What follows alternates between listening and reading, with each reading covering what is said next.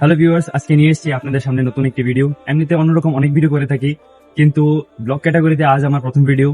আজকের ভিডিওটা হবে সূর্যমণিনগর এলাকায় অবস্থিত মা রক্ষাকালী মায়ের মন্দিরকে নিয়ে। আগামী 19 নভেম্বর আমাদের রক্ষাকালী মায়ের মন্দিরের 50তম বাৎসরিক উৎসব পালন হতে যাচ্ছে। তো এই বিষয়ে কিছু কথা আপনাদের সাথে শেয়ার করার আছে, তো আমাদের সাথে থাকেন শেষ পর্যন্ত। কিছু ফুল আর একটুখানি বিশ্বাস নিয়ে যে যাত্রা শুরু হয়েছিল, আজ তা গড়ে তুলেছে এক মহামান্বিত রক্ষাকালী মায়ের মন্দির, যেখানে মিশে আছে অসংখ্য মানুষের বিশ্বাস, ভালোবাসা আর ভক্তির আবেগ। নমস্কার সবাইকে। প্রথম আমাদের মন্দির স্থাপিত হয়েছে 1976 সালে। তখন থেকে আমাদের মন্দির শুরু হয়েছে। আমার দাদু প্রথম দিয়েছিল পুজো, তারপরে আমার বাবা, এখন আমি পুজো দিচ্ছি।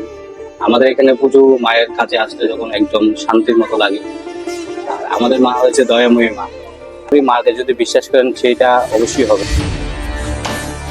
প্রতি বছরের মতো এবছরও মায়ের বাৎসরিক পূজা মহা ধুমধামে পালিত হবে।